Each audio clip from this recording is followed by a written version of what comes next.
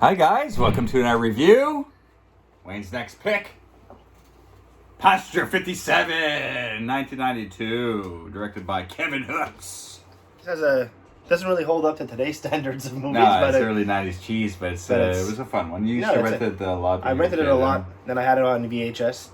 And that's the only copy I have is VHS as well. Still to this day? Yeah. Because that's my copy, but that's you right. still have that VHS I still have the VHS as well. Yeah, it's one I rented a lot when I was a kid. It was one of my favorite, action. It reminds me of like Under Siege. It came out the same year. It's like a bit cheesier than Under Siege. They were really trying to push, I guess, for a new kind of martial arts karate guy with Wesley Snipes. Yeah, he's good too. He's fifth dan black belt in Shotokan karate. Yeah, he has like a little training sequence, and he has some good, decent fights. But in the movie, he's doing more like boxing style. Yeah, he's fine. Yeah. Yeah, except for his kicks, but I mean like. Yeah, but he takes out some cops and shit later on. He does some fancy handwork. I don't know. Yeah, he does look like he knows what he's doing, though. He's a pretty well-trained Oh, yeah, fighter. he definitely knows what he's doing. He's not like one of those actors like a Michael Dudikoff who has absolutely no fucking clue. He's just an athletic guy who they got a stunt guy to teach him how to do a couple of moves, and that's it. That's it, exactly, yeah. But yeah, man, I love Bruce Payne in this film, guy. He's so good as a bad guy, man. He's so good as a bad guy. I told you he reminds me of Gary Busey. You told me he reminded you of fucking... Matthew McConaughey? Are we crazy? Fuck. Oh yeah, if he was like all fucking, mutated or whatever. But Bruce Payne, he's like in this film, he's like so fucking like sadistic, educated. bro. Yeah, but he's educated. Yeah, he's like a smart psychopath.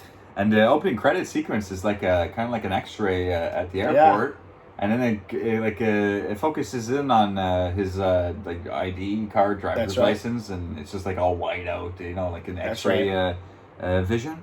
So yeah, I like the little music in the opening credits, but some of the music is really terrible during the film. It's outdated, except for a few sequences near the fair and at the end. Fight at the end. I like this. That's a good little jingle there. Yeah, I didn't mind the music for all those scenes there, but a lot of the music is outdated, and that's what maybe hurts the film now that we're older watching it. But still a fun Wesley Snipes film there. I never minded this film at all. Especially me, like with any martial arts movie when I was a kid, I just ate that shit. Yeah, any fight action film, for sure. And so after the credit sequence, we see our bad guy Bruce Payne.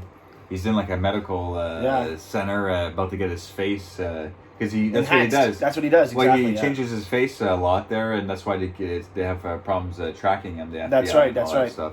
So yeah, he's in the office looking at the clock, and he sees the surgeon. The doctor sweating. wants to give him like anesthesia to knock him out, and he's just like, "No anesthesia, no." And the doctor's like, "Well, it's gonna hurt. Yeah, it's gonna hurt." And he's just like, "I don't care." No, there'll be no pain. Yeah, there'll be no pain. Yeah. Because he doesn't want to be knocked out because he knows he's going to be taken. Well, I think at that moment, somehow he has a sixth sense or something. And he feels like he senses the surgeon. Yeah. He's like sweating. Something's off. So he's like, "What time is it, doctor?" He goes 12 o'clock, and then he starts. Gets up and fucking stabs the guy right in the throat. Yeah, he slices his throat. And then like the SWAT team cops comes in. right in at the perfect time. And then he hops out a 4-story window. He starts running down the street. Gets stopped by an umbrella. He flips the umbrella, breaks his fall. Gets hit by a car, gets taken out by some water bottles. Yeah, he does all that only to get captured, no? Yeah, just like he gets captured just down the street there by the cops. So at least it's more like a lot of times they always would get away or whatnot. That's right. This one he gets captured and it's kind of what he gets brought on the plane after, and he has to get all his crazy henchmen to get him. That's right. To break him out. So. Yeah, it's a fun, different type of story because usually you have these types of films where the villain's out roaming free. Yeah, and, that's right. He's able to get to you, whatever. But this guy gets captured at the beginning, that's right. And the whole concept of being on a plane, like I like that concept too. Yeah, for sure. It's they were trying to do any type of Die Hard movie they could. That's right. It's similar to that. As well. It's those early 90s, late 80s. Under Siege as well, like you said. It's on a boat, and then number 2 on the train. I mean, I like that. Like outside of all the Stallone and Schwarzenegger big time action films, you had a lot of these Bruce Willis Die Hards, Seagal Under Siege and Wesley Snipes Passenger 57. Just those types of films around that time. I never minded this period of action films, though. They're always fun to revisit. But after after he jumps out the window, gets captured, he doesn't break his ankle or anything there. But then we get our introduction to Wesley Snipes. He's like a a supervisor. That's right. He's a trainer. He's a teacher. But we don't know in this scene. You don't know. You think we're on a plane right now. That's it's cool. It's like a training center. That's right. He runs and. We see a flight attendant that he follows, and Wesley Snipes acts like the hostage. That's right. I mean, he acts like the terrorist, and he takes the girl hostage. But that girl that plays the flight attendant, she's from Body Bags, the gas station story. So I always remembered her from this film too, from those two things especially. But so he's grabbing her at gunpoint, and then she goes off script, like hits him, low blows him, gives him a kick in the shin. Everyone's all happy, all the actors. It pans out, and you see they're filming, and it's like a big simulated that's right. filming training thing. So he's pissed, and like in a real situation, you wouldn't do that and all that. No, for sure. At her and all it's like when a terrorist has his gun to your head, you do everything he fucking says. He's giving her shit, fuck. Then cue fucking Tom Sizemore. Sizemore comes walking in, Del Vecchio. Sly Del Vecchio. The greatest co-star movie history. Sly Del Vecchio. This name, Del Sly Vecchio. Del Vecchio. What a name. Sly Del Vecchio. Yeah, that's it. That's I don't know how to spell it. But there's a great scene where, Del Vecchio is, Sizemore's trying to talk to Snipes because I guess they worked together in the past. That's right. But we find out with a little flashback training sequence when Wesley Snipes is training that his wife was in the dépanneur or the store. Right. They were in a store together. And she got killed. Pretty effective gruesome. Scene. Yeah, that's it. Because he's like, okay, I'll put the gun down. Yeah, that's right. I won't try to stop you. And then the burglar goes... He shouldn't have never tried to stop me in the first place. But he unloads on him in the parking lot, So he gets the guy who killed his wife. But it's just a quick little flashback sequence and he's like really training. Yeah, and his wife, his name's Lisa in the movie, and that comes into play later on as well. Oh yeah, he calls the flight attendant Lisa. Because they end up together at the end of the film. They kind of lead. And that's another tie-in to like Under Siege, because he's running around the ship with a girl like sidekick. That's right. And he kind of, when he's on the plane, he has this flight attendant kind of like running around with him. That's right, that's right. So all these movies were kind of like stealing kind of like different templates off each other around this time. So I could always feel the similarities between all these films there. But Del Vecchio's trying to talk to Snipes about rejoining a different, like a task force anti-terrorism squad or something. For this guy named Ramsey, played by Bruce Greenwood, and just come meet with him and all that tomorrow, and so he's like, come on, you're the best, John Cutter. Yeah, that's right, John Cutter. What a name, John Cutter. Del Vecchio Cutter.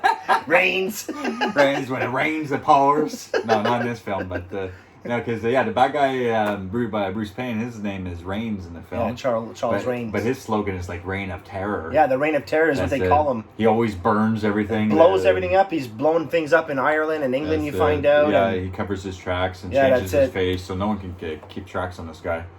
But he's going to go take the meeting there the next day. That's right. And he accepts. He meets Greenwood at the restaurant and everything. He has a nice little Corvette though, nice car. But again, on some 90s 90s car driving, always that side view of the car driving, it's nice. With the cheesy music.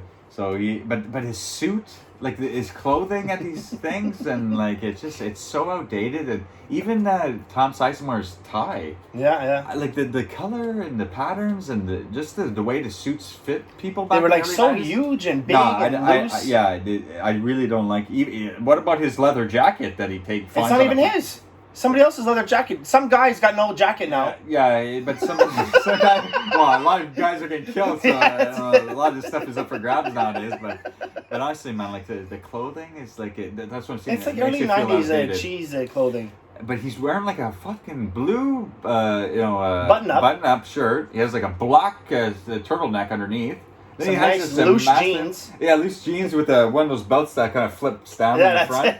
And then a massive leather jacket as if he's like the Terminator. Like it's just some of the friggin' clothing. They could have got somebody else to do the wardrobe for this movie. Yeah, but I mean that's the early '90s for you. But I mean there are a lot of early '90s films that don't feel outdated. So I just really don't like the clothing in this film. But that's not a huge. I'm surprised to see it's not directed by Lester there. Yeah, Markel Lester. Yeah, there's not many movie mistakes. That's it. That's a hint that it's not a Markel Lester film. But then Bruce Payne is like captured, right? So he's talking to his attorney. Yeah. And his attorney's just like, you're fucking, basically telling him you're fucking crazy, and we're gonna try to get you off on insanity. Yeah. And he's just like, due to all the things that happened to you as a kid, he's like, don't mention my fucking childhood. Slams the attorney's head on it. Fish hooks his face. Yeah, Rain is not insane. Yeah, Charles Rain is not insane. Say it. Charles Rain so he has the is attorney. not insane.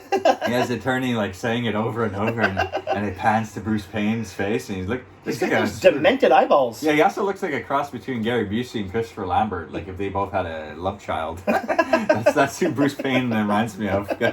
So he fucks up his lawyer and like says, "My people will get me out." And yeah, that's it. He's like, "Where are they gonna have me? They're like, plan on dropping off in L.A." He's like, "Don't worry."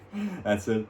So yeah, we find out the FBI does whatever they want, and gets Rains on the plane. They just show up, and Wesley Snipes is on that flight because he's going to go head over to where the task force and is. Del Vecchio, Sizemore, plays a little joke on him, puts him on the train with that stewardess on the plane. Sorry, on the plane with that stewardess. Yeah.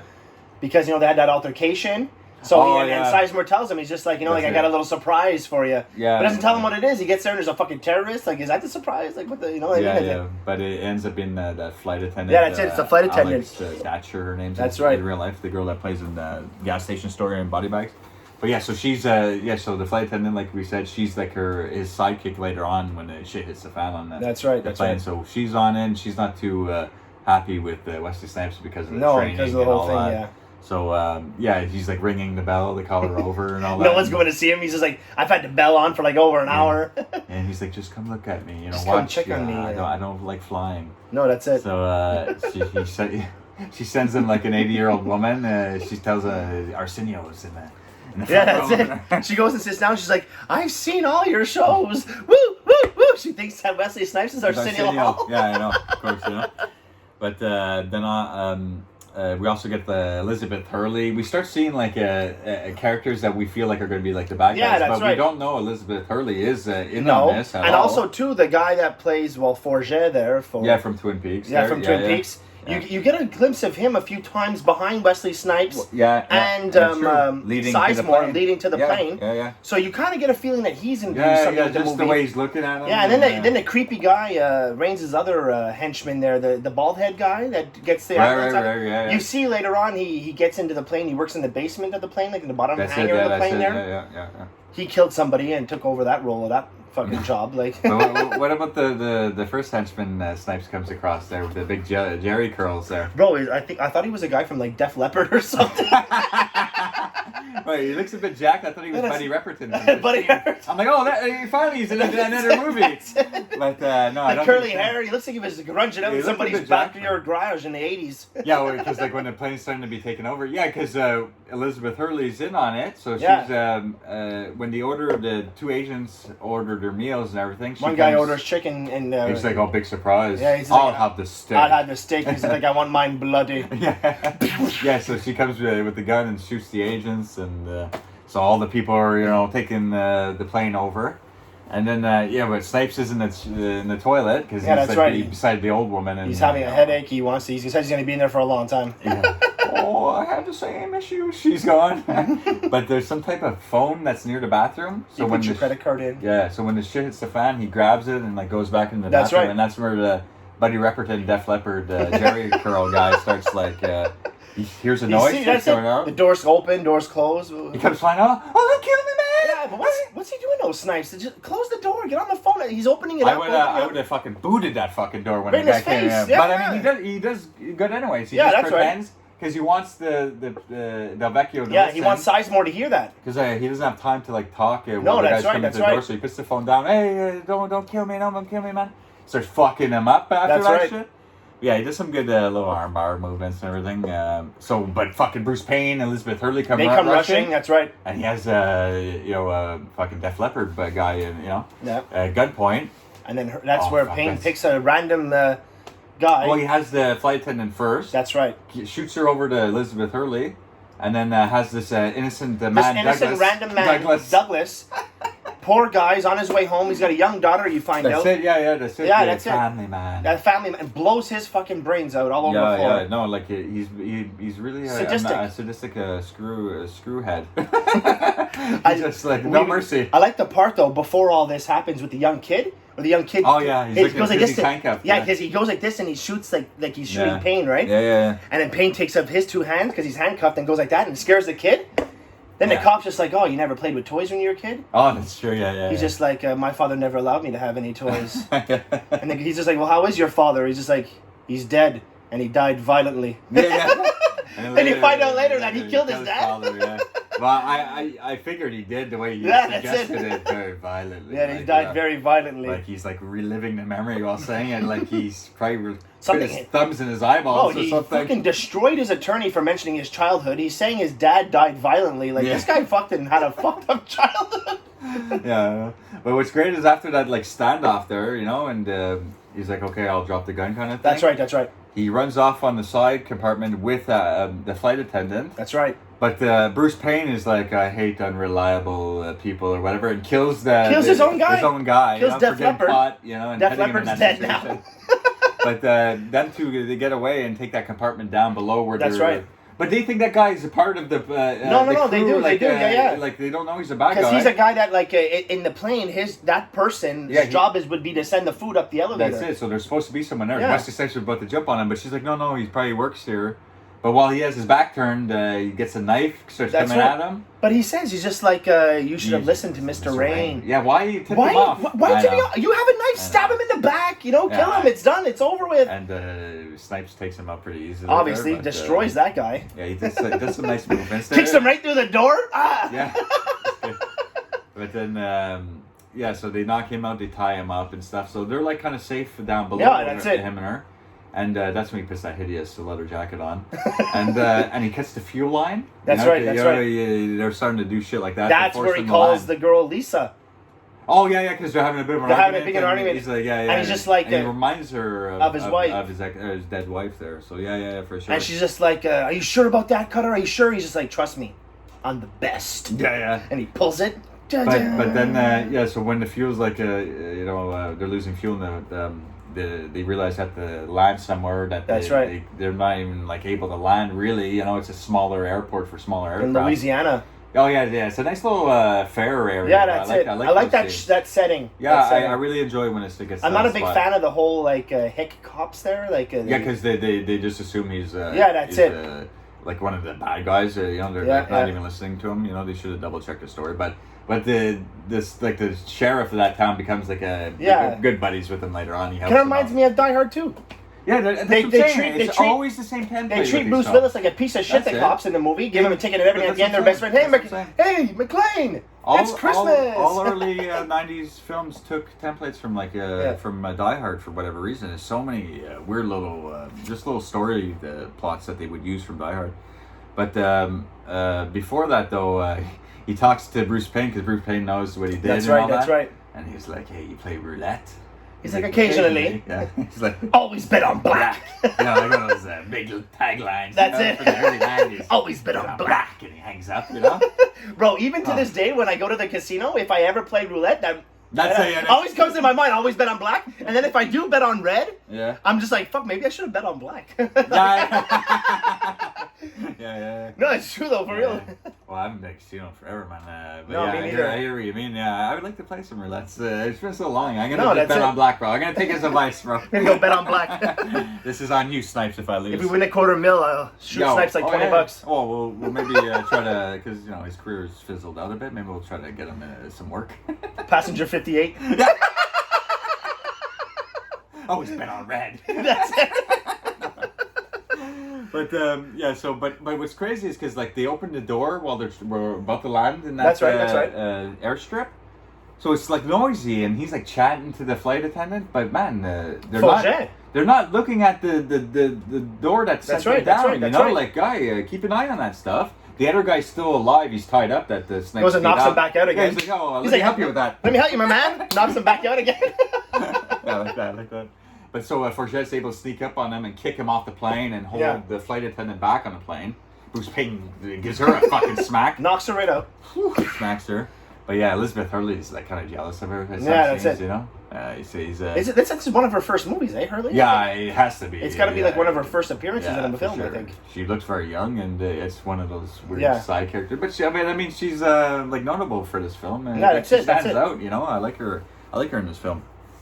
You even think she's really like a good flight attendant before all this is happening. That's she's right. Talking to she's talking to the kid. She brings him an orange soda. And our main flight attendant, she's having a nice conversation. That's right. Yeah, so you're really fooled when she starts killing the agents. It's a great little twist. I like it. It's a good little twist still today. If you see it for the first time, it's you're like, that's shocking. Fuck yeah. Yeah, for sure. So when he gets kicked off the plane, that's when he's on the airstrip, but the plane's still rolling. That's right. Wesley Snipes is on the airstrip, and the cops pick him up, the local sheriff there, and his deputies. He's like, I'm John Cutter, I'm security for that plane. That's right. They get his ID, they see his ID, he says, you're just a trainer. Okay, but still, I'm still part of like the association. Like, let me fucking go, man. Yeah, treat this guy like because shit. These guys are like you said, like hick cops, and they're not even calling like any big authorities. They want to say, it's our business first, before anyone gets here. The fucking sheriff over there, he's like, I can save 100 lives. Yeah, because the sheriff is like negotiating with the Bruce Payne. That's right. And he's like, I'll release 100 lives for the fuel, you know. That's right. Because they need more fuel. But while he's releasing hostages, I guess he has like some kind of plan where he's going to escape for a bit. That's right. Because he hops out with a few of his henchmen. That's right. Start heading up the fair, having some popcorn, having a good old time. Because like I think his whole plan, because you hear like later he wanted that plane to go up and he wanted to get away that way. No, I think his plan was to actually like blow up the plane. With his girlfriend, like kind of. I don't know if they're sacrificing themselves, but he was gonna, because they even say in the movie like he blows up things and uses it as a distraction to get away. So he was going to duck away into the fair and like get away and blow these up. Even that guy, the younger guy with the glasses that Wesley Snipes kills on the Ferris wheel, he was trying to boost the car. That's right. So they're looking to get out of there. That's right. And he's like, he was giving the girl instructions too before he got off the plane. So I think they really wanted to get away that way, but when Wesley Snipes found them, they started trying to trap Wesley Snipes and a fucking clown gets killed. He had to alter his plan because he never was expecting Snipes to pull the thing. Yeah, he thought Snipes was still captive by the cops. Right. He's even telling the sheriff, one of my men turned on me. That's right. If you have him, his name is John Cutter, and that's right. So the sheriff thinks that that's John Cutter is now part of the terrorists. I mean, so Wesley Snipes is able to knock out those two dipshit deputies. Super fast, no problem. Instantly. Shooting them down the stairs. A little bit of Wing Chun, bang, bang, and that was it. That was over. Yeah, and then so he heads over to the fair and tracks down the bad guys, but they try to lead him into a trap where. One of the other bad guys shoots him in the back, but a clown just so happens to come in right same second. Clown. And Bruce Payne's pissed at some guy at the fair tries to get the gun off of Payne's hand. What does this guy think he's doing? Gives him an elbow. Fucking gets rid of him. Well, he's just a brave older man that's like, hey, I'm not going to take this shit today, so God bless that man. Okay. Who knows? Maybe he could have done the job there for Snipes. But, the movie ends there. This guy's the big hero.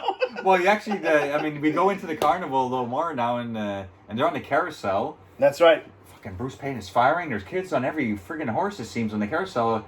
Thank God no kid gets shot. No. Well, he did Douglas in pretty quick. He didn't give a shit about Douglas, so I'm pretty sure he doesn't give a fuck about no kids. Yeah, that's what I'm saying. He doesn't care about human life whatsoever. But so he's trying to kill Snipes on the carousel, but he's ducking.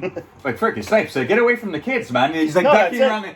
Jesus Christ. You might as well just pick up a kid and put it. Yeah, that's what I'm saying. Like, come on, take a different route for like in Total Recall, where he grabs the guy's body. The guy's just coming from school, and Schwarzenegger uses that kid's body for protection, and then shoots his dead body on the escalator. Snipes uses some kid grabs him off the horse. Well, that would have been a little too much. Maybe they went that route and said, "Oh no, I have to delete that." But Del Vecchio is, he's on his way there. That's right. He's right. He's flying there by helicopter. So, but Bruce Payne gets captured there. That's right. Again, but he feels like it's only going to be for a moment because they still have more hostages and on the plane, and he has his girlfriend and a couple other guys still going through. I like when the FBI shows up right to the tower where the real sheriff is, and he's just like, John Cutter's here. He's like, let me tell you something. If anything happens or any of your men harm John Cutter, I'll personally sue you. Yeah. So then that way the sheriff knows that. So even the sheriff, when with Sizemore, the sheriff helps them too. He gives Wesley Snipes his wife's gun because they're driving him back to get on the plane before it gets back in the air. So yeah. I mean, so Bruce Payne, but there is a nice little fun scene where Wesley Snipes is just one-on-one with him in the room when he has him captured.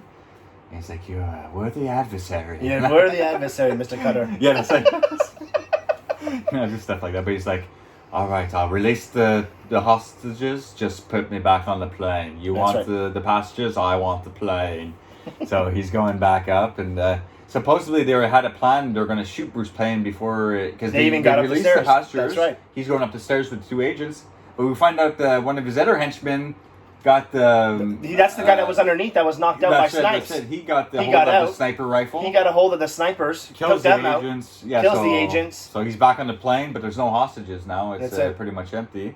There's only a handful of hostages, a handful of people. And maybe some more flight attendants there. Yeah, because you see the old lady at the end. Yeah, that's true, right. Yeah. The guy that he elbows. Yeah, that's true. While he's fighting. Yeah, that's Snipes. Oh, God. So, but so they have to drive him back on the plane. That's right.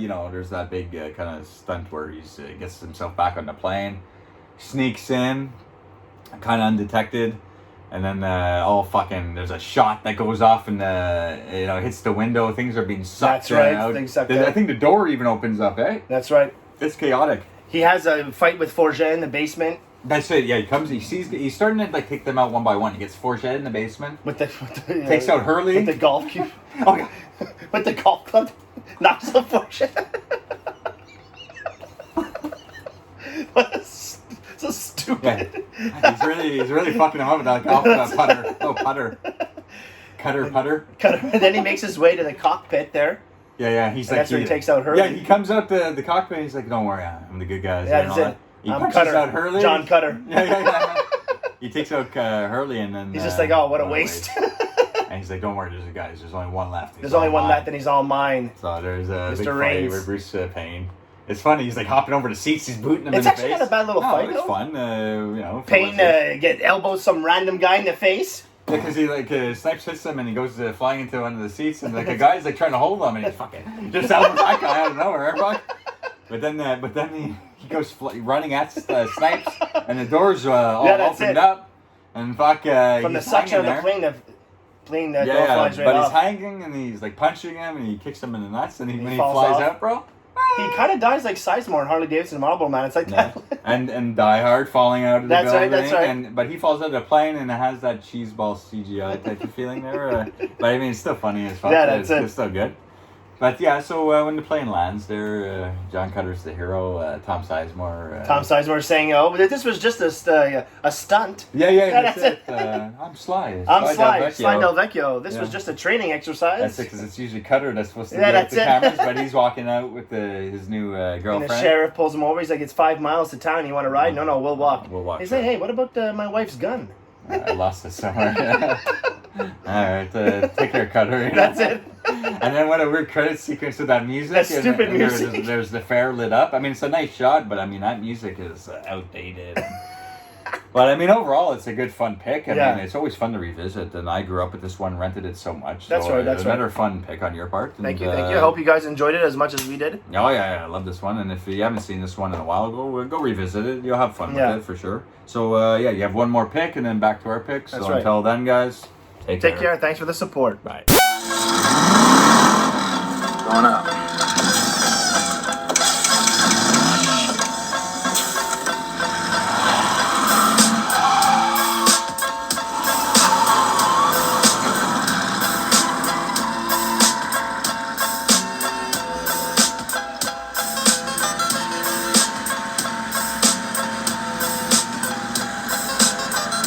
In the office, baby.